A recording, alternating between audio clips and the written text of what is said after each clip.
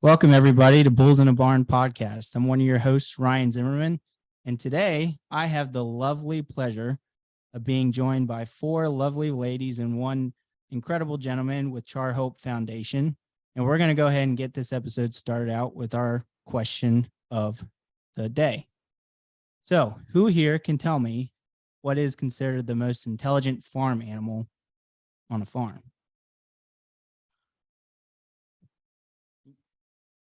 A pig. Yeah, that's correct. Very good. And pigs are actually very well known to be more intelligent than chimpanzees and dolphins as well. They're very intelligent and emotionally connecting animals. So when I don't know where I came up with that or, what was making me think about it. But when I was going through Char Hope Foundation's website, I was kind of thinking like, when you're going through a process like Char Hope's trying to help people recover through, I was like, what's something that kind of relates to that? I was like, an animal like that has that emotional connection really connected with me on that. So that's where we got that question. So why don't you all quickly, like short 10-second, just quickly introduce yourselves. Talk about, Derek, we'll start with you. Actually, I want to start with you.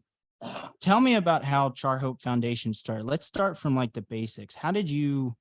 Where did this idea come from? What inspired you to do this? Well, first off, Ryan, thank you for coming out. Char Hope was founded by a young man that I became very close to over the years in the cattle industry. He fell in some bad times, bad luck, and addiction. For Christmas one year, I told my wife, I said, why don't we pick him up and bring him up for Christmas? We did so, and that turned into him living with us for almost a year. He couldn't read or write. He struggled in that area. So we helped him through that. We got him a job, started paying his debts back to society. But I failed. How do you feel like you failed? Well, because I found him overdosed at his boss's house. And luckily we saved him in time. But my whole approach that I had, that I thought I was doing the right thing, wasn't the correct way. That's why I created Char Hope. But his love for the livestock, the showing the cattle, washing the cattle, loving the cattle, that was his thing. Like that's what he lived for. And so that's what inspired me to create Char Hope, using a lot of animal interaction, the ag setting with 12-step recovery. Can you, and either you or Leanne, what is exactly the 12-step recovery? How does that whole process work? What is entailed with that? Sure. First off, hi, I'm Leanne Roderick. I'm the Char Hope Program Director. I'm also a person in long-term recovery. And what the 12-step model is, a lot of people have heard of various self-help support groups with a 12-step models. Just some examples are Gamblers Anonymous, Alcoholics Anonymous, Narcotics Anonymous. There's an endless number of them. The 12-step model is a model in which we encourage our residents to participate in 12-step recovery. They get to pick whatever fellowship of their choosing that they feel is the best fit for them. But within that fellowship, they need to have a meeting that they attend at least every week, that same meeting. They have to attend a variety of those meetings multiple days a week. They have what's called a sponsor within that program that would help them through their recovery process, and then also help them go through the 12 steps of whatever fellowship they're in. And what that looks like is different in every fellowship, but it falls similarly to the idea just get that mic just point a little bit. No, you're fine. You're good. You're doing great. So I lost my It's okay. So it's similar to like a cognitive behavioral therapy type situation, but it's peer ran. So no, there is no professionals in a 12-step fellowship. It's all just one person that has a little more time helping a person with a little less time than them. So an example is just like somebody, an everyday person could be a part of this process, essentially. They could, as long as they have a similar experience. So there's like certain like we don't call them rules, we call them traditions. There's guidelines within each of these 12-step fellowships that they follow. And so there's certain requirements to be a member of it. But for example, like if I identify as being a person in a particular 12-step fellowship, I have the ability to help someone in that 12-step fellowship with less time in the program as I do. Right. And so what the 12-step model is like, we encourage our residents on top of the agricultural side to participate in these fellowships so that they can build a good support network outside of our house. So when they leave, they're not cut off. I will speak for myself. I'm a person in long-term recovery. I lived in a recovery house for 1 year, and I've been a person in long-term recovery for 8 years. So that recovery house only kept me clean for a year. So quickly go over, like I'm not as familiar with it. Like when I was researching about Char Hope and what this program was about, I understood the concept, but it was nothing I ever personally dealt with. I didn't know how to relate to it. So when you say long-term recovery, what exactly does that look like? Sure. And it looks a little different for everybody, but what it means to me is that I haven't consumed a drug or any alcohol in almost 8 years. Wow. That's congratulations to Thank you. you. That's pretty incredible. And do you feel like was this program what you started with to get through that? No, so actually this program didn't exist back then. I went to drug rehabilitation for 28 days. And then I lived in a year-long recovery house in North Carolina. And then I came back to Maryland, and it was kind of worked out that Char Hope had opened right around the same time I moved back to Maryland. And about a year after they opened their first house, I came on the team to kind of help them in opening this house. And Ryan, so what we did, we had done a community outreach program, and Leanne was the speaker. Oh, okay. And there was something about her, the way she spoke, the way she articulated. And I had told Myra, who was our backbone, who was our original leader of the program, I told her, I said, when you leave, that's the person I want. And that's how we got her. How, if you don't, and you don't have to go into like a lot of detail if you don't want to, but tell me a little bit about, and I know we're focusing a lot about you, but I want to learn about each and every one of you. How did your life get up until that point? What was your, early childhood going into your, teen year? Yeah. How did it all lead up to that? Yeah, I think what you're going to hear between at least the three of us that say we're in long-term recovery, our stories are all pretty different. So I was raised in Harford County. I'm from here. My parents were high school sweethearts. They're still together. I'm an only child. I had a horse. I was literally the girl with the pony. What was the pony's name? So the first one was Shadow, and the second one's name was Mo.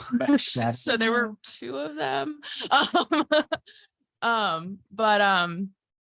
I can't say that like anything drastic happened in my childhood that like led me to be.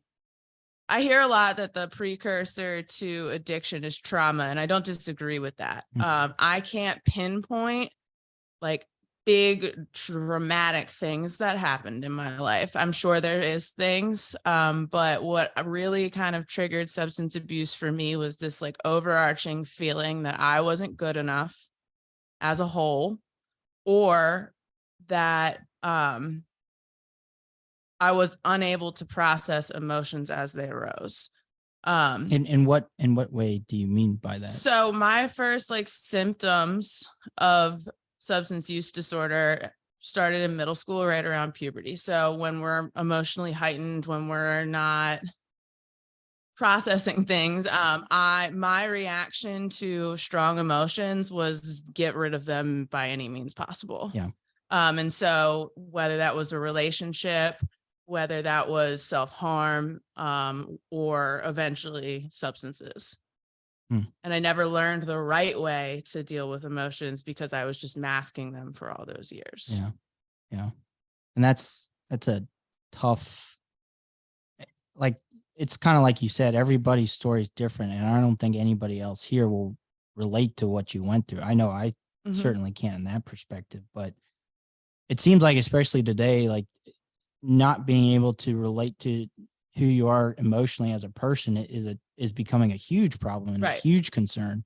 And it's not getting better, unfortunately. It's getting worse. And COVID really didn't help. You hear that all the time on every Mhm. podcast, TV show you help, but I think there's more systemic issues, like deeper, that Mhm. are causing that to happen.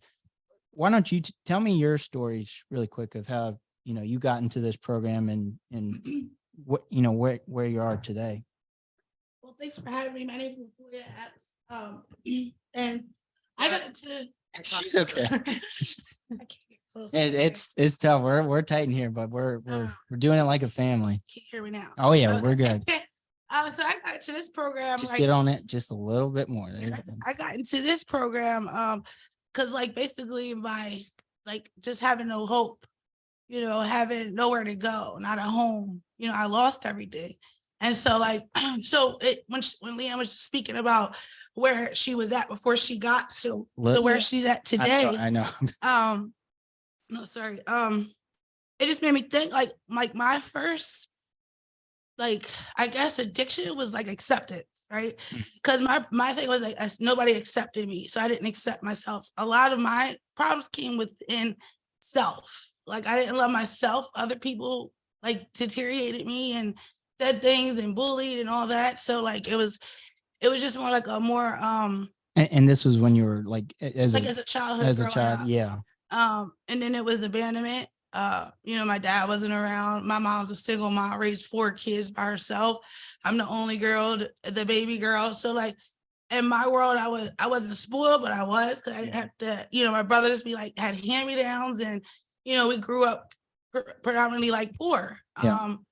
So, and like my dad wasn't around, so that was like abandonment, right? And then my brother left, and each brother left, and the reality is like they went off to college, but my reality was that this was us and now you're gone.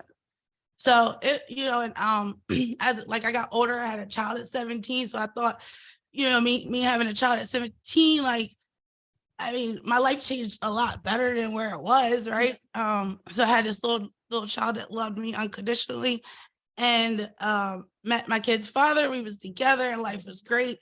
And then hit about 26, and he left, abandonment again. So like triggers and emotions and all that came out, and it just took me to a dark place. Yeah. And I just wanted to know myself. I didn't want to feel. I didn't want to talk about it, because even talking about it was like growing up, like showing emotions was a sign of weakness. I grew up with boys, so I was a tomboy. Me too. I had 3 brothers. I can relate to that. Like, Tomboy. Yeah, well, not in that sense. Not in that sense.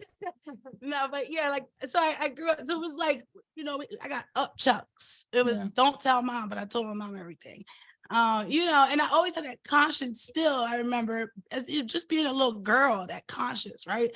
So like, and I say that because like when I got older and got into the program and learned about that conscience and all that stuff, it made sense as I got older and like worked the program to help me figure out like who Toya was as a whole. Yeah. Like, why didn't Toya accept herself?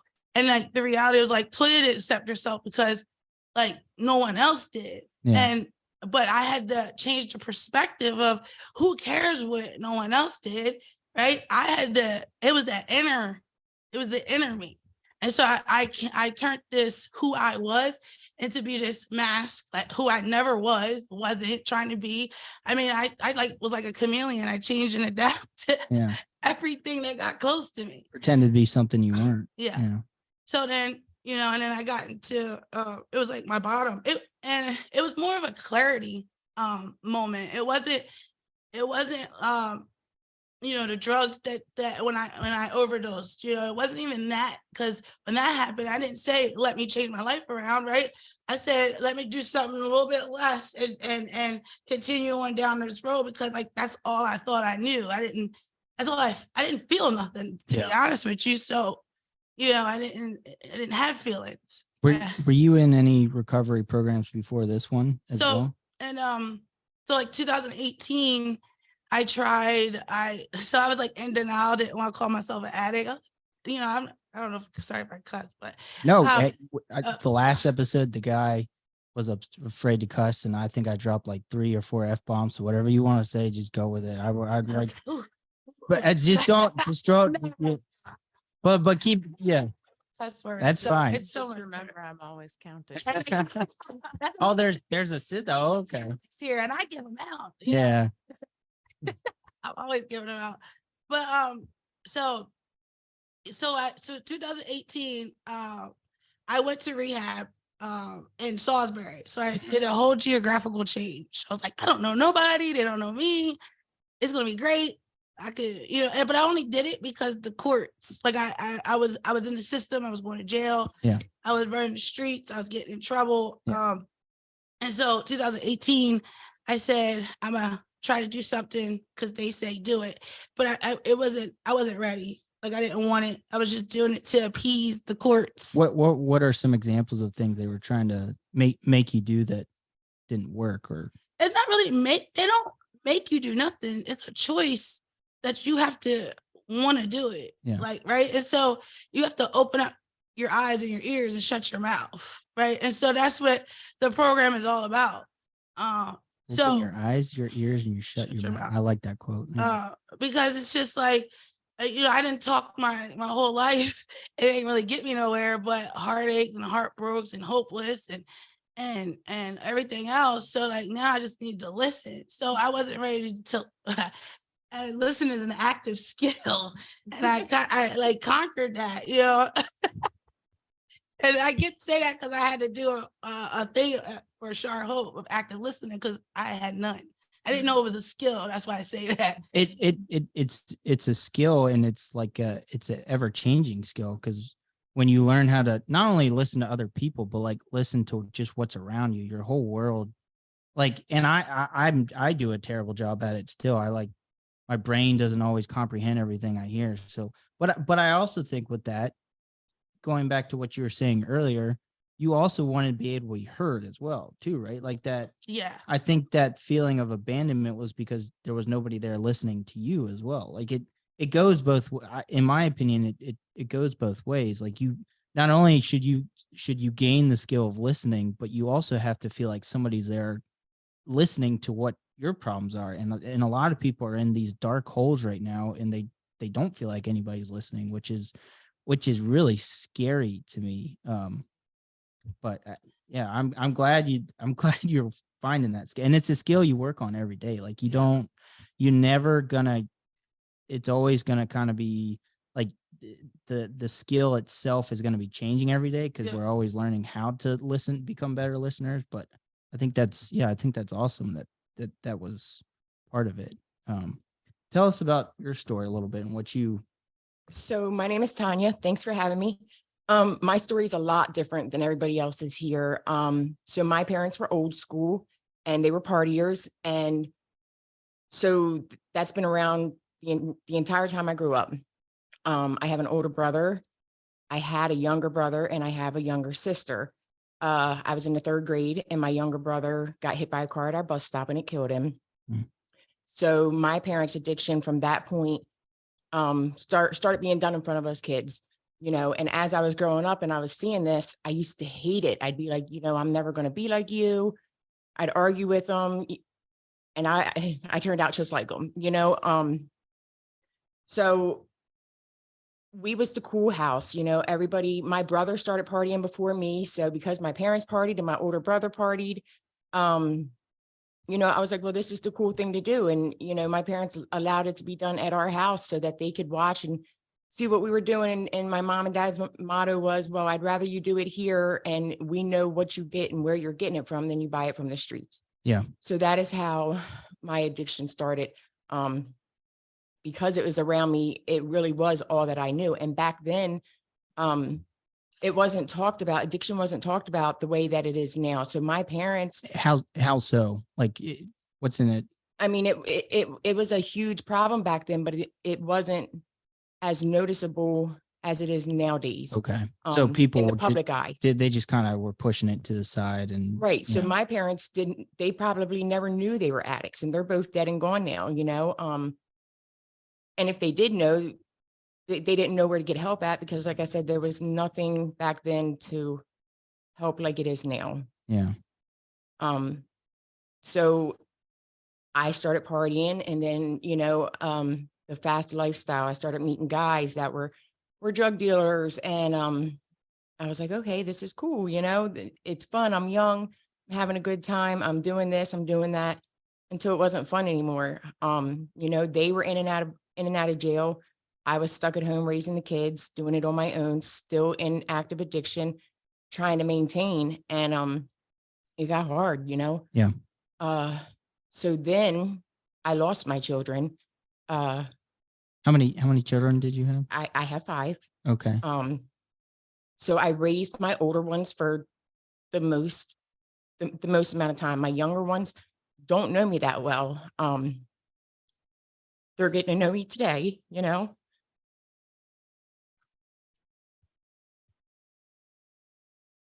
How old are your kids? All your kids? 22, 17, 15, 13, and 8. Wow. What are all their names? Harmony, Jeffrey, Daniel, Colton, and Brooklyn, Wow. AKA Chloe. And the only reason that I'm getting to know my kids, my younger ones today, and even my older ones, you know, because they've changed now that they've gotten older, is because I came here. I didn't really come here willingly. I got in a lot of trouble. I had been in and out of jail and prison once I started partying for some time. Yeah. And the last time, which was 2019, I caught some really, really big charges in a house raid because I was selling drugs to support my habit at that time. And to live, you know, I didn't know any other ways. I seen all of that type of stuff my whole life. And like I said, being with all my kids' fathers, that's what it was for me. So I got caught again, but this time it was a lot bigger, you know. I went to jail and I sat on a no bond for a couple of months, kept going back and forth in front of the judge, trying to get bond reviews. They denied them. And this was in Cecil County. So finally, somebody told me about reaching out to the health department over there and that they would be able to get me into a program. So that's what I did. The Cecil County Health Department brought me over here to a program called MRP, Maryland Recovery Program. Mm-hmm. And I was in there for 30 days. I wasn't court ordered to stay there or to continue on in recovery once that 30 days was up, but I chose to do that. And I was ill-intended at that time when I chose to do that. I had chose to go on to a program so that it would look good for court and then I could continue on my way. It didn't go like that. And I'm thankful today that it didn't work out the way I wanted to do it at that time. I got to Char Hope and, you know, I was just trying to skate through at first. And I had court and the judge said, we will sentence you the day after you finish this program, which is a year-long program, right? So I'm thinking, okay, this is not going to work. Why did they say that? Like, what was the reason? Because of my charges. They wanted me to finish this program to see if I was doing well enough or if I even meant or wanted, you know, what I You was were committed to it. Yeah. Correct. So I started changing my, you know, my views, and I started opening my eyes, closing my mouth and listening and seeing what everybody else was doing. And my recovery is still a lot different than theirs in lots of different ways. So I struggle to do the 12 steps. I do have a sponsor, but I'm the type of person that once I've already, the traumas of my past have kind of been put away. I don't want to sit down and go through the 12 steps and rewrite them and bring them back up and have to deal with them all over again. Yeah. So I struggle in that area. When you say rewrite them, like, is so like that, you mean like have to go through that whole, like The whole process. the whole process all Yes. over? And what was it like for you? What was it like going to, and any of you can answer, like, what was it emotionally or mentally? What was it like going through that process from like the very beginning to the end? What was challenges, what was that whole process like for you? I haven't done it from beginning to end. I made it to my third step and I gave up on it. It's hard for me. I have to keep moving in the way that I'm moving so that I don't fall backwards. And I feel like revisiting those things is what's going to make me dwell on it and go back, and do things wrong. And I'm not trying to do that because I'm learning new ways to move forward. Yeah. So, they might be able to answer better. Well, well, first off, congrats on making it just to the third step. Like, I think sometimes we don't even appreciate the little victories we get. So like, take that into perspective. Like, for me, like that's one of the things I try to do and think about not that I'm some like motivational life speaker. I definitely am not. My life is not no easy cake, but like that little victory right there to me is pretty incredible. So I'm supportive of you, and I wish you best of luck, and I hope that keeps going forward. I want to know now, I like the thing that intrigued me about Char Hope Foundation and what you all do was, like, I kept saying the quote, and Olivia, I told you this quote earlier. The whole idea about like that agriculture is saving lives. This concept that, and it's funny because right now when you read most headlines about the agriculture community, we're considered one of the highest suicidal rankings industries in the world. We're the third most dangerous job in the country, bar none, only behind construction. And I think international truck drivers, I think, was number one. And it's, I don't want to say it's ironic, but it's like the people that I got to know and grew up with, in my experience growing up with on a farm, it's like I took for granted the whole process of like how easy it was, and like the things I got to see and be a part of every day, and probably how it made my life probably a lot easier than what somebody else like you all had to go through. Olivia, why don't you introduce yourself and tell us a little bit about what you all, the nit and gritty of what you all really do. And you all can please chime in as you're going along too, like as she's going along process, like tell a little bit about what your experience was like, but tell us Sure. what exactly like is the Char Hope? What's the daily grind here like? So I'm Olivia. I joined Char Hope's team in 2020. Oh yeah, you're Okay. good. Nope, you're good. I'm just checking to make sure everything's set. You're good. So I joined Char Hope in 2020. Before this, I'm still currently running our family farm. I was a dental assistant, and I wanted to share the gifts that I was given. You were talking about how we take advantage of how we grew up, and Derek called me, and all the stars aligned. So I joined Char Hope. Get up a little bit. Yeah, you're good. Okay. You're good. You're good. So I joined Char Hope. And I had no idea what I was doing. Yeah. Derek said, "You're hired," and there were 16 pigs in a stall. And Yeah, I remember that. Yes. So,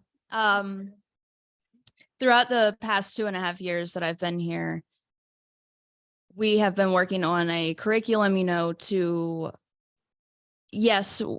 work, combine the 12-step recovery with agriculture, but also, like Tanya and Toya were talking about, just the coping skills and how to live life again and live life without suppressors.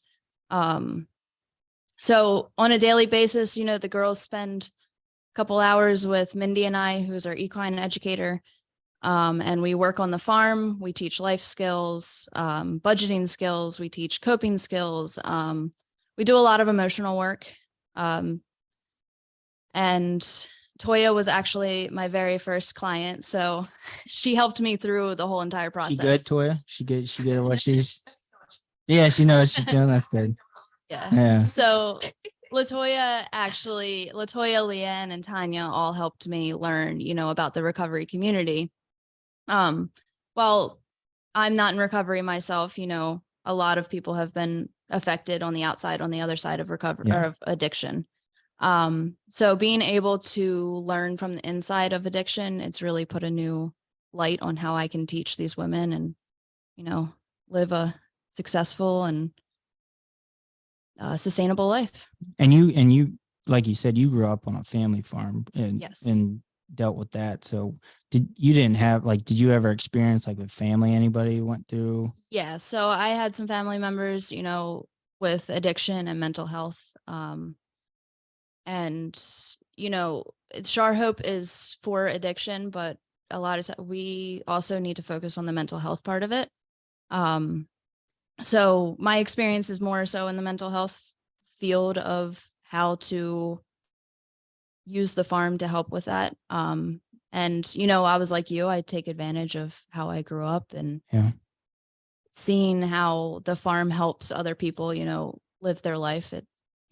So what does like I noticed on the website, like you have prayer sessions, you have different, like they do one-on-ones with people during different times of the day. Like what are some of the chores that you are doing on the farm, or things like you're getting to do? Like what exactly are some of those? So every day the ladies have to be up by a certain time. So routine is important. Yeah. They have to be downstairs and we do a morning meeting at 8:30. So we'll read recovery literature. We'll talk about our day. We'll talk about the weather, what our plans are. What it just randomly, why the weather? What's like, Well, on a farm, you need to know what the weather Okay, is. Yeah. that makes sense. I'm asking a stupid question, but it makes a lot of sense. And then after that, they do agricultural guided groups. So we'll do our morning chores. We'll take care of the chickens. We'll take care of the sheep, the horses, any kind of animal, or the garden. And then we do an agricultural group based on our topics. So Leanne and I came up with 16 weeks of topics. So beginning with 12-step recovery, we move on to acceptance and a lot of our spiritual principles. Mm. And then as we move through each subject each week, we move on to life skills and eventually getting a job. So we build upon the basics in order to. And Derek, I know you recruited her, but like, what was like the thing that like made you say like, yeah, this is what I want to be a part of this? So it's a funny story. I tell this story all the time. I was in a dental office hiding from the dentist. I've heard that story. Yeah, you've heard this story. Yeah. And she's screaming, Olivia, out the door, and I get a call from Derek, or actually from Amy Vaughn, a local farmer in the area. Daily Crisis Farm. From Daily Crisis Shout Farm. out to them. Yeah. And asking if I would be interested in this job, which I'm actually very flattered that, they thought of me. It was a quick yes. I will definitely interview for it, because then I can share not only my passion for helping people, which is every career that I've had in my life is helping somebody, but also integrating it with agriculture, something that I grew up on. And yeah. It's pretty incredible. It's crazy, like the paths our lives take and how like things can change like in an instant. And I think that's the cool thing. Like, it's like you said, the journey's not necessarily about like the end. It's the middle. It's like what we do and who we surround ourselves with throughout that part. And I'm trying to learn that still myself, because it's hard some days, because like you wake up and like this morning I woke up, I'm like, what's my purpose? What's my passion? Why am I here? And then you realize, there's things like this, programs like this going on. And again, like not to try and beat, the hammer down the same thing, but like take for granted what I do have and the appreciation I do have. And that was like, the more I read into this, and I do want to give a shout out to the young lady who made that little video for y'all from the Hartford Community College. I thought she did a great job. That was really cool. The fact that somebody was willing to do that. To me, like this whole concept, we need more of it. And like we need to revigorate not only program like this specific program, but throughout the state.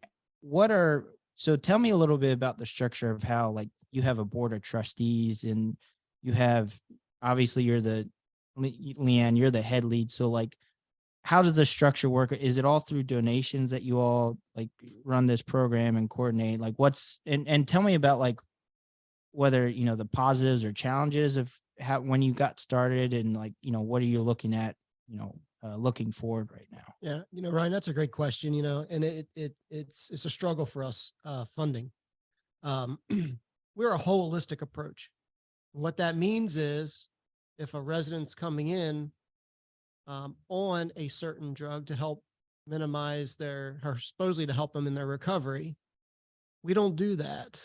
We don't take maintenance drugs. Okay. What's an example of a maintenance? So there's a series of them. The common names are like Suboxone, Methadone. There's another one. Sublocade and Subutex are just versions of Suboxone. So those are. I'm not as familiar. Like, where would a person get these type of? So a lot of treatment centers these days prescribe them, health departments, some people's personal doctors or psychiatrists can do med management with them in regards to it. The argument is that we see it as we can help these people have a higher quality of life. If we can, we'd like them to try. Yeah. There are those out there that need more help. And unfortunately, this program just isn't set up for those people. So when you say those people like that you think need those drugs specifically to move forward, or I guess I'm a little confused on. Right. Well, if they're on that maintenance drug. Okay. No, you can go ahead and speak up. So I guess, I just wanted to share mine because I was one of those people on maintenance. Just get on. Yep, you're good. I was one of those people on maintenance. And so like the maintenance drug is, so by me being an addict and I'm a substituter, right? So like I'll find one drug and then get over that one and do another drug. So when I was trying to get clean, I heard of a program called methadone. And this program is supposed to help you get off the drugs that you're on. Mm-hmm. So it's like a prescription drug that you get from a doctor, right? And so I went to this program and I did it, and it like the milligrams that you take, it goes up instead of coming down. So my process thought is I take this amount of drugs that I'm, and so I need help coming down off the drugs. Okay. So that's what methadone does. But for me, for that program, you could keep going up. So you keep getting higher, if that makes sense. Yeah, no, So that makes sense. it's not level. It's not bringing me down. It's not getting me off. It's making my addiction go through the roof even more. Because you're staying on. Because I'm staying on these drugs, and we have choices to keep going up every couple of days. And this so you give an addict a choice to go up on a drug. Yeah. That in our brain we think that it's not working. It's not working every day. It's not working because this is what our brain tells us, and we're feeling these feelings and emotions and all that. So we want more and more and more. Why? What do you think that stems from? Like that feeling of like I have to take compulsiveness. Okay. Yeah. And so it's just I mean that's just where it's at. So what I was getting to is I was on that program. And so my reality is I had to stay off of everything. Yeah. Because like I didn't want to be told that I needed this to survive and do this and do that. So for me, I had to just be off of everything, all mind, mood altering substance, alcohol. But for that type of program, it kind of gave me the persona that I had to do this program in order to live this way. Like I can never, just because I'm an addict, I can never not do it wholeheartedly clean. Yeah.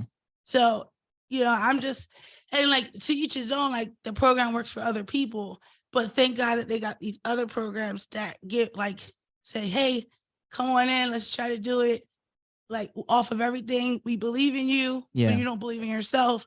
And this is that program, like Char Hope. And Ryan, you know, my grandfather taught me early on, you know, if you want your answer to certain questions, follow the money. And to me, in some of these circumstances, they're not taking the patient and they're doing it because of insurance money. Because they get, okay. They get, yeah, They get money from Mhm. selling those drugs. Yes. Okay. except it's legal. Yeah. It's, well, shouldn't be legal, but yeah. I think that every program has its place. Like what Latoya was kind of saying at the end of there when she was saying like it didn't work for her, but it works for some people. And I want to make it very clear, like I know many, many people that are on maintenance medications and live happy, healthy lives. Mhm. I just think that there needs to be different programs for different people. And I'll just speak for myself and the fact that like if I was living in a house and somebody had one of these medications that are abusable in the same house as me who was not on medications, it's a higher risk for me. Yeah. And so when I said like this program, unfortunately, is just not for them, like this is an abstinence-based program. There are other programs that handle it differently, and that's fine. I just think that different programs for different people. And it's like the not cookie cutter model. Everybody needs something different. And there used to be this big stigma that all us abstinence-based programs were against all of the maintenance-based programs, and that's not true. But now the opposite effect has come where the maintenance-based programs are getting funding and they're getting more help from the government and they're getting all these things that we're not eligible for. And it comes down to, if I need to be on a medication for the next 5 years of my life, I have to continue to see a doctor every month for the next 5 years of my life. And there is statistical data to say like this person stayed alive for these 5 years. Yeah. Me as a person in long-term recovery that chose abstinence, who am I checking into over the last 5 years to show that I was successful? Yeah. So we've been trying to do that a little bit more with, at least within our program, to say we're abstinence-based, this is our results. But statistically, And if yeah. if I can piggyback on that real Mhm. quick, because I think now is the time, the moment. But with Leanne, Olivia, Mindy, and all the staff here, we're running a 76% success rate on a 4% national average. 4% national average success rate. Sink it in. How many people, so based off that percentage, do you know what's the number, how many people per year are part of that percentage? Do you know exactly? But the 4, Yeah. oh, I'd have to look at the Do you statistics. know, like, government statistics. in the county or state? Is That's a national number. okay, that's a national. Okay. And what I will also say is it depends on how we define the word success. I don't know where that 4% defines the word success, because the way we define success is if a person's able to stay abstinent from their graduation on. Yeah. Because if we believe that our curriculum that we put in place, plus the level steps that they follow after they complete the curriculum, is what's going to make the difference between them being successful or not being successful, then how could we say if somebody leaves 3 months into the program that they learned everything they were supposed to know in order to stay clean and sober? And so we base it off of once they graduate the program, that's when the clock starts. Okay. We decided that they were ready. They learned everything they needed to know or they were given all the tools they needed. And now it's up to them to utilize those tools. And that's where our 76%. So 76% of residents that have graduated from our program are still clean and sober today. Now, to follow up with that, what's if like a general number, how many of those graduated so far? And then are you doing like, who's doing the tracking and the follow-up? Is that primarily you that does that? Yes. Okay. So I can tell you right now, we have 23 alumni that are still clean and sober today. we do the math, I could figure out how Yeah, many. that's fine. That's what I need, just the Right. number of, Now we do have alumni that volunteer to help us out as a little bit of coordinating. Cause when I first started, we had one alumni. And over the last few years, it's a little harder to keep track of where everyone is and what they're doing. And so we have a couple different alumni that help us out with that. They'll keep tabs on people and like check in with other people and see if they need help. And then they report it back to us so we can keep those numbers maintained and also so we can help them. This program never ends. Like we have helped people buy cars after they've graduated. We have residential housing that we can rent to alumni if they can't find somewhere else to go. We let Tanya live here for almost 2 years on house arrest. 2.5 years. 2.5 years. Wow. Best 2.5 years of my life. Now, Loved every minute. yeah. Yes. Now, where do you both currently live? Like, are you still living in the house now, or are you around in Hartford County? Or So I literally just moved out a week ago. congratulations again. Thank you. I am in Hartford County. I'm 5 minutes down the road. I can't go too far from this place because this is my foundation. And everybody here for the last 2.5 years Just gonna move that close. Yeah, you're good. have been, my support system and my oldest children, Yeah. particularly my oldest daughter. So, I'm trying to stay close to what I know because these people are the ones that taught me how to live the way that I'm living today. So I'm not far. Ryan, if I can, you went back to about funding. Yeah. Please do. If our funding is, it's really community based. It's all We- donations. all donations. We get about 50 some thousand from the county to try Okay. to help us out. But that doesn't scratch the surface when it comes to expenses. Our average here is about $200,000 a year to run this program. And trust me, it should be more Yeah. if I could Yeah. afford it. That seems like a drop in the bucket compared to really make this, And to I'm- pay my staff what they actually deserve.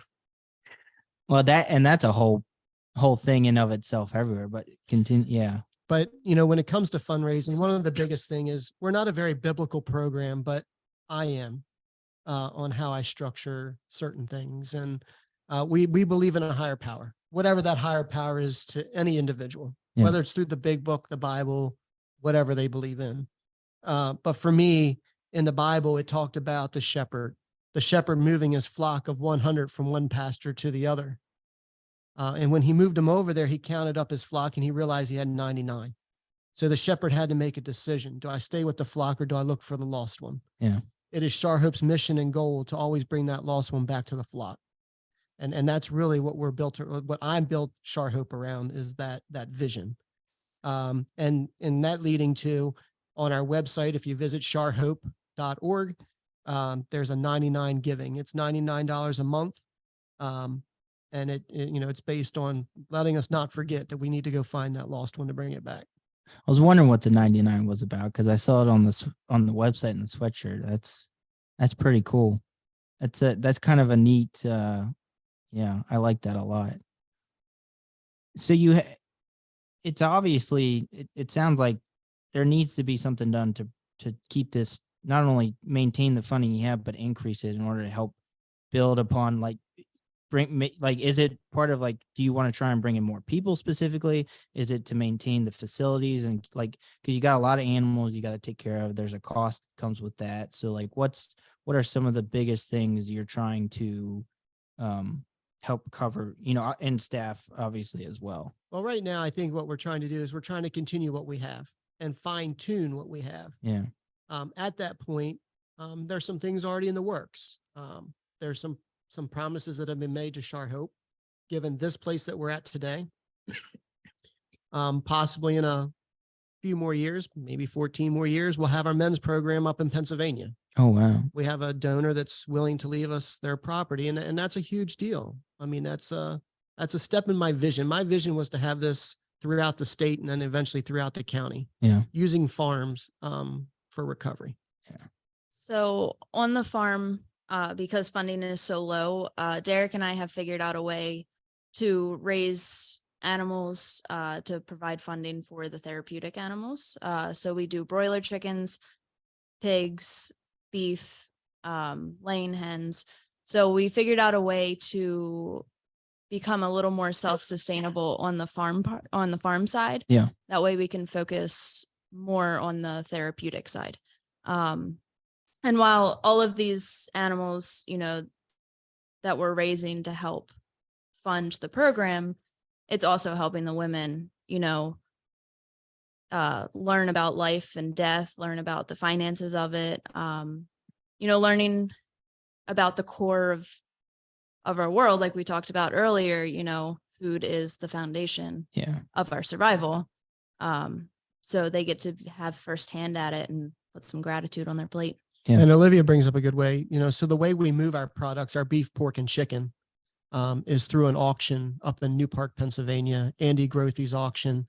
And he supports us. The second Friday of every month is Char Hope Meat Night. So we take our meats up there and we auction off our meats. Whatever they bring, it's what they bring. And that money all comes back to Char Hope. Yeah. One of the biggest animals that, again, going back to that 99, is the sheep. And we have that experience at least once or twice a year with the lambing process. We just had it. And to me, that is a science of its own. The women will call me, "Oh, Derek, the lamb, the ewes having a lamb, get over here." I go there, they're already sitting in the stall, just taking it all in. And I truly believe that brings in some motherly instincts in themselves to realize a new life. The other night when we had a ewe having trouble giving birth, everything that we have taught them came to fruition. How they handled the situation. They weren't chaotic. They knew how to do it. They were willing to learn how to pull a lamb. And everybody plays a part in this, right? And every resident was down there ready to participate. So cool. Unfortunately, we lost 2 lambs, but that's a great opportunity to teach coping skills. So I still cry when animals die, though. I'm going to say it first now. I still I'm an emotional wreck when it Me happens. too. But I want them to know that it's okay to have that emotion. Yeah. So a lot of times what I find is that the residents try to pack down that emotion of sadness instead of I always say, acknowledge it, feel it, and move on. Yeah. Don't live in the moment in that feeling. Yeah. Don't hold on to it or let it build up into something worse. Yeah. It's also incredibly relevant as they move through the rest of their lives. Unfortunately, being people in long-term recovery also means losing a lot of people that unfortunately don't last in long-term recovery. That's the whole reason we're all here, right? Because all of a sudden the world became so hyper aware of how many people between the ages of 18 and 40 were dying every year from substance abuse disorder. That's how the crisis began. That's how all these treatment centers kind of popped up. When did that really, that statistic really become relevant to people? I want to say it was in the 2016 time period. So it was when I entered long-term recovery in 2015, and there were resources, but they weren't like they are now. Yeah. And when I came back, because like I said, I moved to North Carolina for a period of time. When I came back, all of a sudden it had blown up. So somewhere between 2015 and I want to say 2018 is when, at least in Harford County, things really started to change. And it had to do with the introduction of fentanyl into street drugs. That's a whole nother topic. And so with that being said, my experience is a lot of people have died. A lot of my friends have died. I hate to say it like that, but learning early on, how to feel those feelings, how to be sad when these things happen, how to not let it be something that deters us from continuing to work hard, and also not having that survivor's guilt piece. I was going to ask, why did I figure it out and not X, Y, and Z? And so I don't think it's necessarily, it's sad when animals die, but I don't necessarily think it's a bad lesson for them to have had to experience while they're in a safe place and they can cope with those emotions with the support of the rest of the program. Yeah. And you're absolutely right. It's like I said, it's tough to get through, but you're exactly right. The fact that it makes you a stronger person in general if you can get through something like that, because life is such a precious thing. And if we're able to understand and appreciate that it is, so it can be cut short, within just like that. And we don't, we have to always be ready for that. And I'm glad you brought up about the survivor's guilt thing, because I think sometimes people really they do get too invested into that thought process. Like, why not me? Why not me?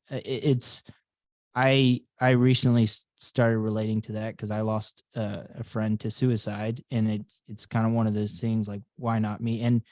And the reason I relate to that so much is because I tried to do it back in 2018.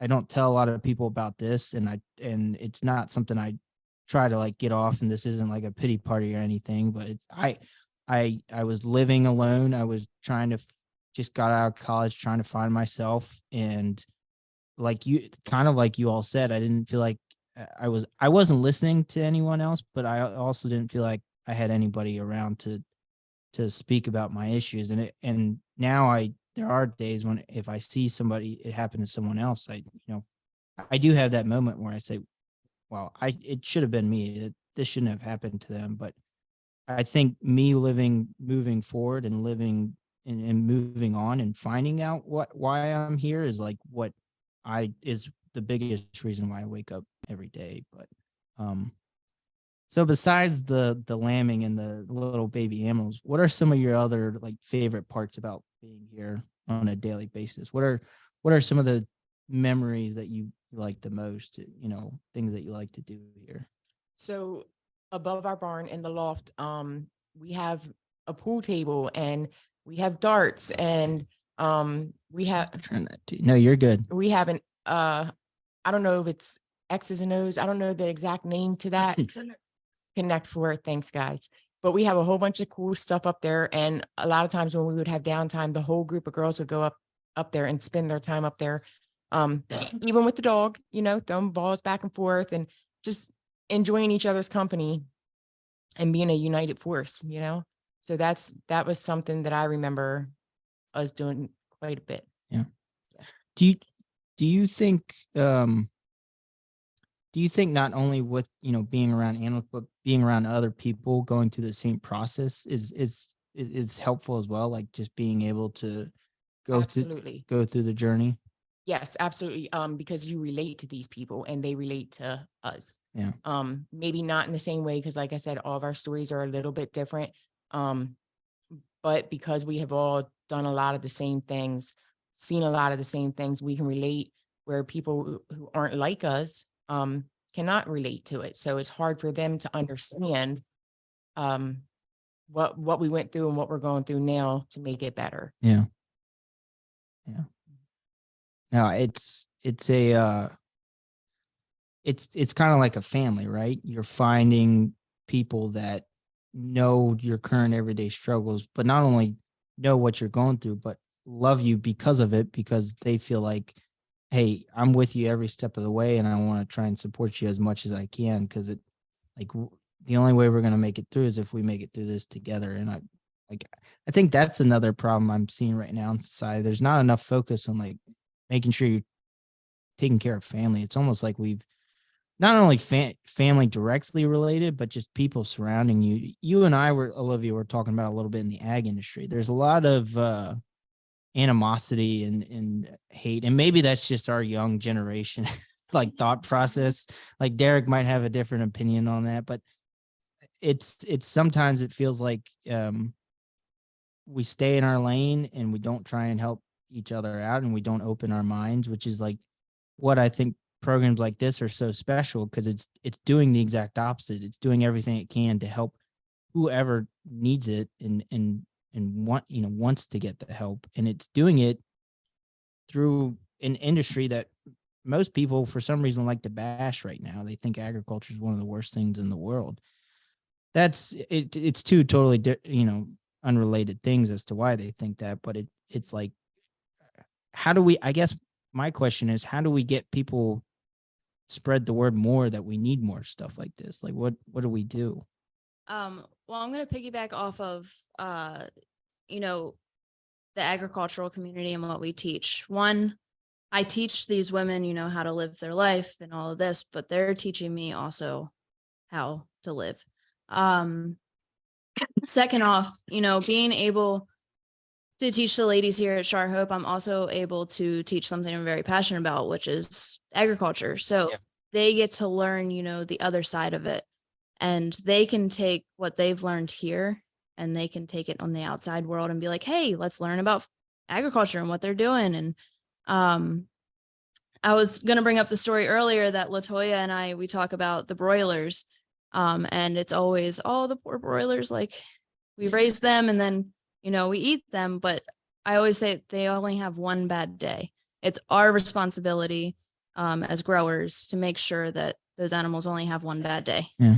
And you respect, like you have a respect of their life Yes. from the very step and that it gives you life as well, right? Like Correct. that. Yeah. Yep. And everything on this earth has a purpose, and it's almost cruel as human beings to not allow these things to have a purpose. Yeah, but if you just let it roam around and do whatever it wants, that's it. It should be its purpose, right? Just We tried that. it didn't work. We lost all of our chicken. and funding. No, just kidding. Just kidding. But and also some things that I've taken out of this program, being with LaToya and Tanya and the residents that we have right now, they make me laugh every day. And I didn't realize how much I was lacking on the laughter. Yeah. So they're bringing life back to me as well. Yeah. So it's a program that keeps on giving. And I think if we just, advocate and get the word out there and Yeah. I don't want to, Livia, I know you got to get going soon, so I don't want to hold you. I have two more questions I want to ask. The last episode, it was fun because I was able to, we went for like 2.5 hours, and I wanted this one to go for 2.5 hours, and I plan on coming back. Like we need to, we need to get the word out more about this. And I think that's going to end up being my quote. I'm telling people, every time they try to bash not only this industry, but look at people down on the wrong way because they get in hard times, like don't take for a second for granted what you have, because you have no idea what's really happening. And I still don't. Like I don't know what you all went through, and I probably never will. And that's okay. But I hope that hopefully we can get other people aware of what you went through, but also help those that maybe are going through, not necessarily similar, but like you said at the beginning of the episode, everybody has a different story, but all those stories connect and create, this beautiful thing we call life. And we have to make sure that we're supporting every life that wants to, live and be a part of this beauty and be a part of this world. Yeah. So one of the questions I get asked the most by the new residents is, are you in recovery? And the answer is no. And, I always say, like, I'm not teaching recovery. Leanne teaches them everything they need to know about that. I'm teaching them, how to live, how to life. It's not just an addiction problem. It's a human problem. And there needs to be more programs like this, not just for addicts, but fortunately we have the avenue through the addiction community, through the recovery community, to, help people that may need the help. Yeah. And I'm a big proponent on, it's not just addicts that need help. And I do my job in the thought of, we're all the same. We're all human. Yeah. Yeah. Absolutely. And our model, I think can go and cover those other areas as well. Mental health, post-traumatic stress. Like mental health, we didn't even get into that, how much of a difference.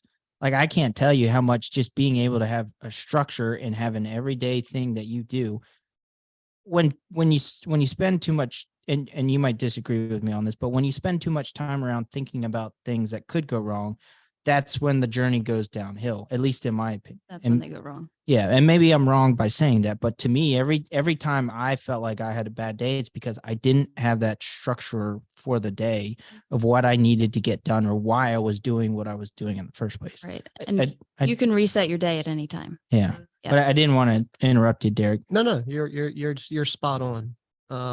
So I think that, there's a lot of ways our curriculum can go, because you asked me earlier on, where's your vision? Where are you headed? We're trying to figure that and map it out as we go. So it's just whenever the next farm is available that somebody will let us work with. Yeah, me too. This whole thing I'm trying to figure out as I go, but I think that's the fun part I've had with it.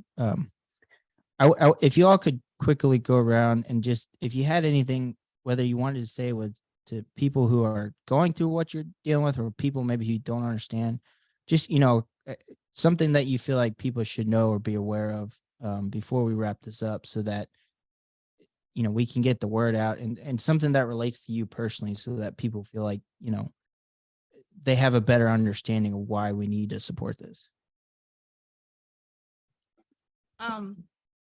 Mine would be, mine would be just be able to take suggestions of others, like the positive suggestions, because just growing up in the area that I grew up in, and with the kids I grew up in, right, you're subject to thinking that you only gonna be this way or have this type job or whatever. But it goes back to the active listening skills. Mhm. Like if at 35 I heard things that I probably should have heard, or I did hear, I just wasn't listening, Yeah. obviously, right? And so at 35 I heard it, and I took the time out to say, Toya, get out your own way, because what you're doing is a disaster. It was crazy, because as you were sitting here saying, let the chickens just run out and all that Yeah. stuff, it made me think, I did that, and not me. I had somebody like 99 come get me. Yeah. And so that's why we can't let the chickens run wild. Well, I you're absolutely right.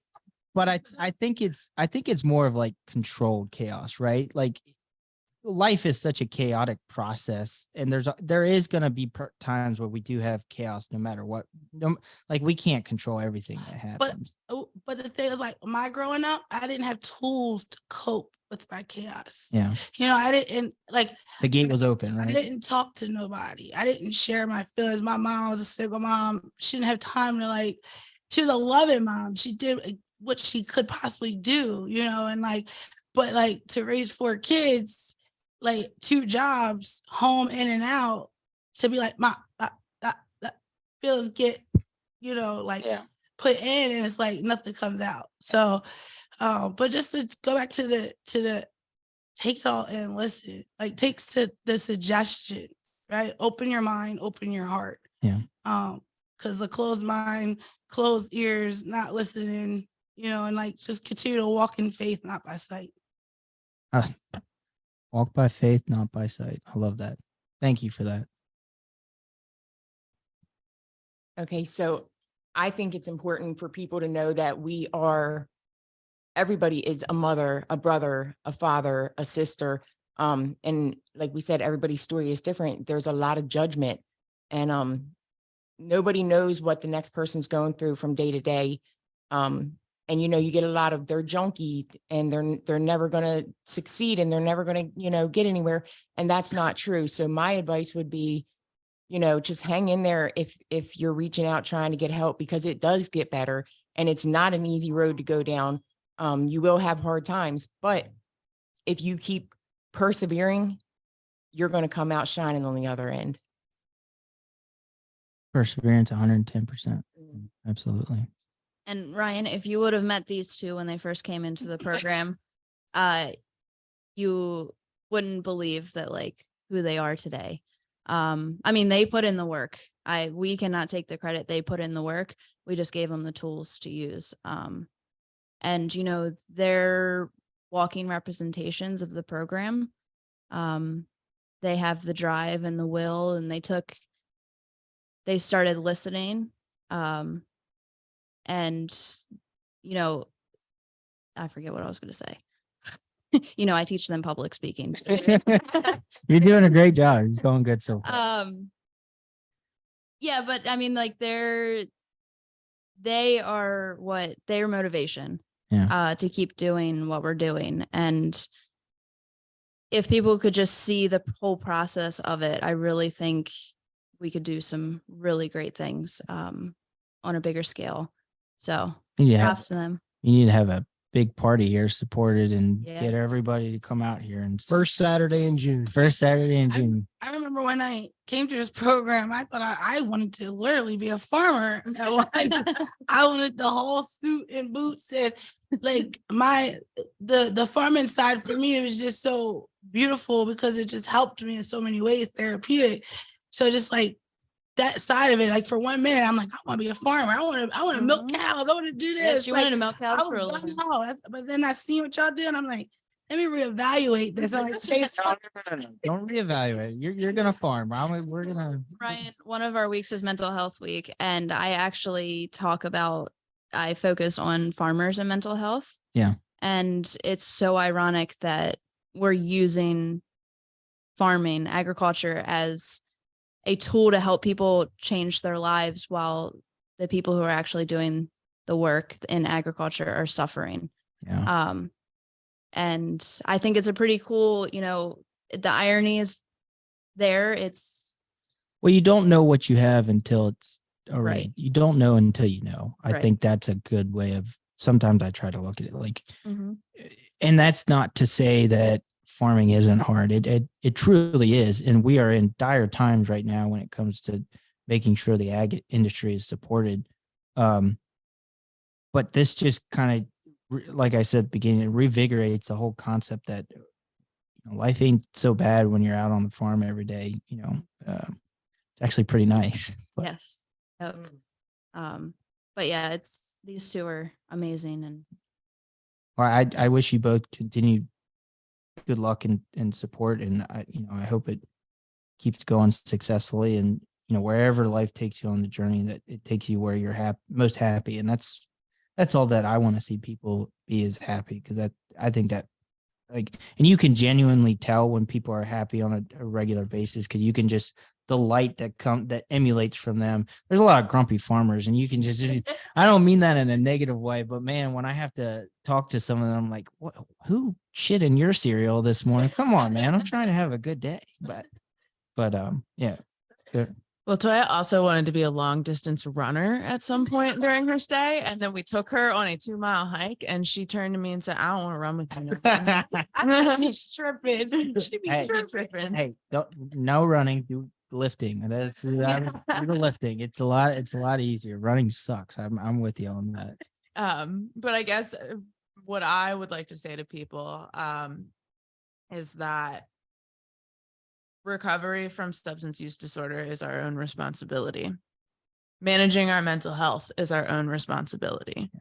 And Tanya's absolutely right. There's a lot of stigma out there. There's a lot of people that call us names or decide that all we are is criminals and we don't deserve a future. And if you get me into second chance job talk, I'll go on for 30 minutes. So I wish we could. 'Cause Right. I'm with you 100% on that. um I hate that we think you get one shot and Right. that's it. And right. And now you can't find anywhere to rent. You can't make a living wage because you can only get certain jobs. It's absolutely ridiculous. How do we expect people to change? it's ironic too, especially when the agenda so many successful people push is that I failed before I became successful. Right. Well, so did the rest of these people here. So why aren't you giving them the same opportunity to succeed like you did? I mean, that's the thing the point that I'm trying to make is there will always be those people in the world that don't think that we're worth it.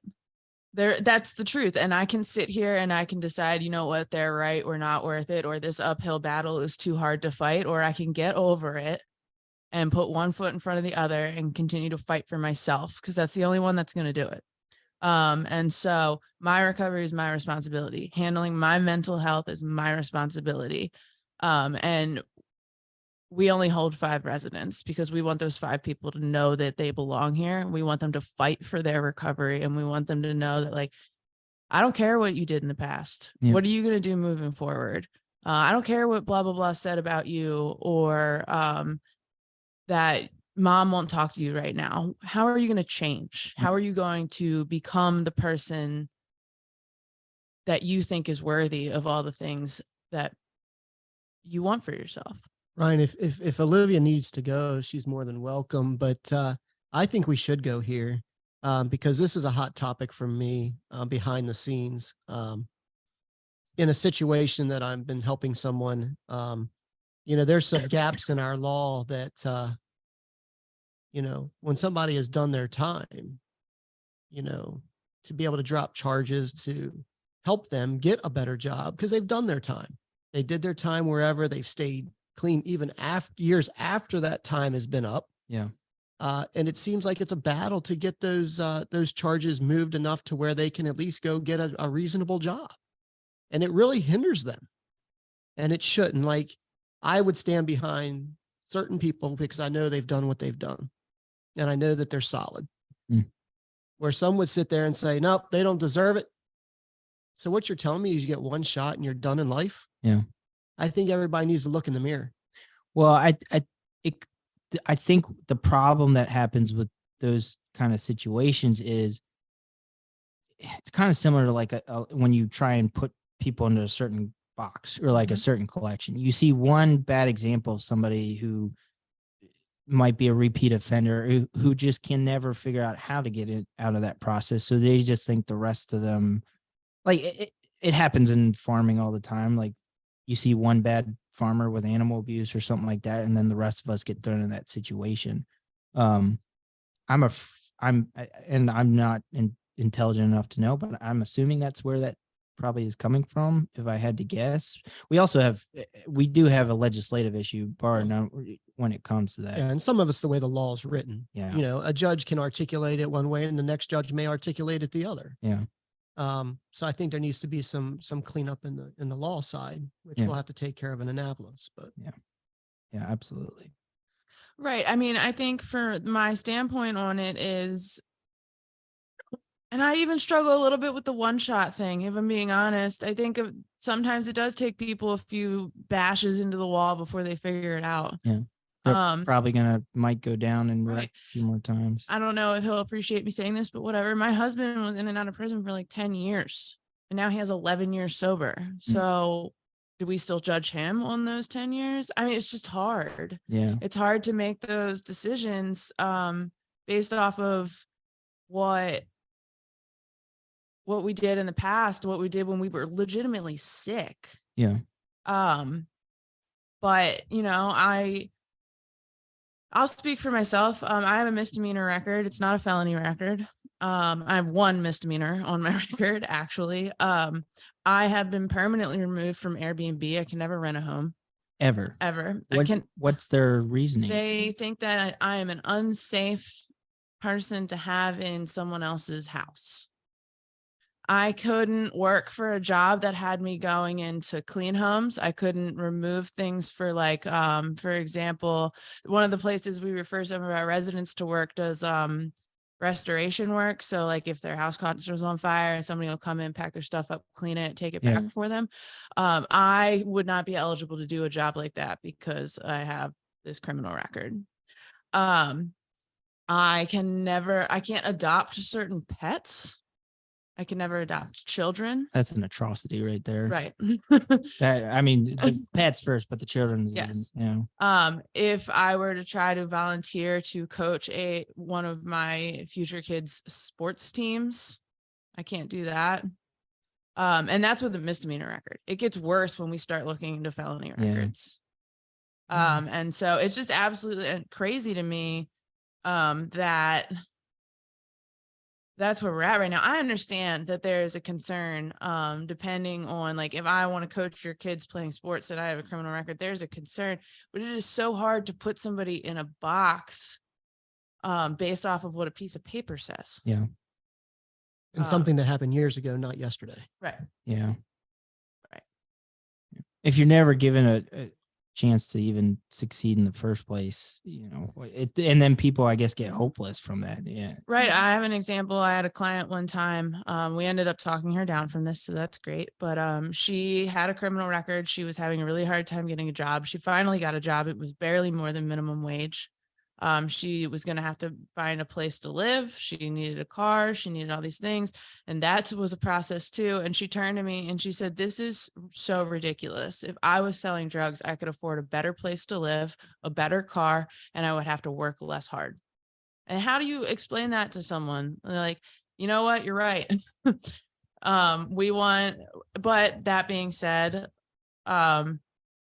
you also potentially run the risk of going back to jail. You run the risk of someone dying from you selling drugs. Like, unfortunately, like I said, like we were able to talk her down from that, but I understand her frustrations in that moment because she couldn't get a well-paying job and she couldn't find a place to live and she couldn't do all these things. And how do we expect her to want to do better if we're not set up for that?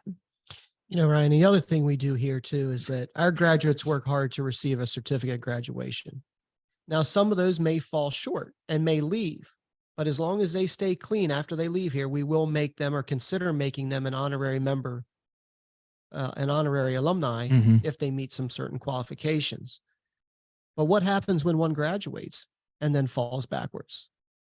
We don't just throw them out to the wolves and say, go, no, you're done. Yeah. But we do teach them a lesson through it. And that is, you're not going to be involved in the alumni activities until you can report back to us that you've been sober for another year. Yeah.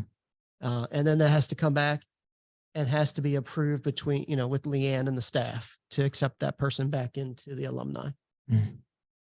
Well, I think that's a good way of structuring it. It's kind of like a rewards and loss program. Like you earn your keep in a way, and every step of the way you get a certain reward for doing that. I think people want to feel like that the work they put in is being rewarded. You talked about a little bit like the minimum wage issue is a huge problem because people aren't. I look at it this way. My office job probably gets overpaid compared to a lot of people that work other jobs. I'm not saying I like people who work in everyday offices or who never had to experience what you all had experience with in the first place don't deserve that. But I've been on a farm. I've been in a lot of other jobs. The way they're treated and the way it's just not fair. I appreciate you all doing this. This has been really fun. Char Hope Foundation. For those of you that are listening, check them out. charhopefoundation.org, correct? Yeah, charhope.org. Char.org. But another thing, Ryan, I mean, we've got a lot of agriculturalists listening here. I mean, if you have a big corporate sponsor, we would love for you to help us get in touch with them. That's where we really get our support is through sponsorship. Yeah. We would love to get some of the big pioneers and some of the big names in agriculture behind us. So if they can reach out to us, and if somebody's in the dark and is lost in themselves, reach out to us. We'll try to help guide you in your local area, get you some help, and get you sent on the right direction. I know a pretty big senator out in Western Maryland that we might be able to convince, Senator David Trone. He's a big proponent. I think he has a son or a daughter who goes through went through a history of drugs. We need to get him to come figure out a way to support this. I know he's not a Hartford County representative, but I'll certainly support him because he's in a tough area. There's got a lot of struggles. Yeah, especially when you get out to Garrett and Allegheny and recently reelected. So I did have one last quick question, and it's because the only reasons we always ask this on every episode. Olivia and Derek, you can answer it, but you all can answer it if you want to, because sounds like you all have a lot of knowledge about the ag industry now. Where do you see Maryland agriculture in the next 10 to 20 years? How do you feel? Where do you see the industry going? Especially with, we talked a little bit about mental health issues and a little bit about legislative, but where do you see it? So I'm going to speak for Hartford County to start. I see Hartford County farms and agriculture going on the up and up. And the reason I say that is because we are all now working together, not against each other. Yep. It's a community, and I think community is so important. And from the community, you can create a collaborative group that can also help, with all of the things that we deal with, like we talked about, legislative problems, and, financials and the prices of things, having a support group and having there's power in numbers. Yeah. And I'll speak just for the community part of it. I think that Maryland agriculture is probably going to start going the way that Hartford County is going. Or at least I hope. I'm hopeful. Give me a high There's- five. I like optimism because Yes. lately I've been getting a lot. I mean, I understand why some people have pessimistic So, answers. I mean, you can live in the negative or you can choose to be positive about it. And yeah, I can sit here and talk about, how depressing some of the farm finances are. Well, what am I going to do about it? Mhm. I could sit here and I could dwell on, how am I going to write the next check, or I can do something about it. I will say to that though, there does come a point where sometimes there's only so many options. Just Correct. like in these, Yep. you run out of options. Correct. And in Maryland in particular, and some other states, there are times when the amount of regulations and restrictions, Yes. it becomes a point when there are no more options, Right. and you don't know what the next step is. Right. And that all stems down to how are we going to make that change? And it starts with being a community and Absolutely. working towards that change. Yeah, and I'm going to piggyback on Olivia, and I think she's hit a lot of hot marks and hot topics. And I think agriculture in Maryland is going to continue to grow. I think your bigger farmers are going to continue to grow. I certainly would like to see the younger farmers have some opportunities. I think you're going to see a huge growth in the niche markets, whatever those niche markets look like. They're created every day. Yeah. We started with the on-farm breweries. We've started with all these type of niche markets. And I think that's what's going to continue to let the smaller farmer have a chance to survive. Yeah. And piggybacking off of the young farmers, Emmy Down from Brooms Bloom Dairy, her and I, we were applying to the ag grants, to help start our businesses. Yep. And they helped a great deal. Shout out to Jason Gallion for helping us with all of those steps. I was informed that now that funding is going to be cut. Not that we depend on it, but it did help, motivate us to continue farming. And the average farmer, what's the average farmer's age? It's like 58, 58, 59. 59. Yeah. And we need a younger generation in there. And how are we going to keep or start the younger generation to continue? Absolutely. And the agriculture grant she talks about is a Hartford County grant, and it is put forth. It comes out of the agricultural tax, or the I think part of the real estate tax comes out of the Okay. ag tax, whatever comes into that. But that funding is key, and it is for the young farmer or the new beginner farmer, because I was young. There's some newer ones that are getting into some new adventures. But like for Char Hope, we were able to put in for that grant to buy a corral Okay. in order to work our horses for the therapy class. We're not going to have that opportunity anymore. It's just another funding source that's been cut. And sounds like this year there's going to be a lot of fun. There's a lot of funding issues. I know there's some others in agriculture with nutrient management, but anyways, thank you all so much. I really, really appreciate this. This was fun. I had a good time. Hopefully you all enjoyed this. I wish you best of luck. Continue. I'm going to be back for sure. I'm going to go as soon as I get off here, go make my donation because I need to do that. But thank you again. Everybody, please give a like and subscribe to Bulls in the Barn podcast. And please follow these folks on all their social media pages, Char Hope Foundation. And we hope everybody has a great, wonderful day and a happy life.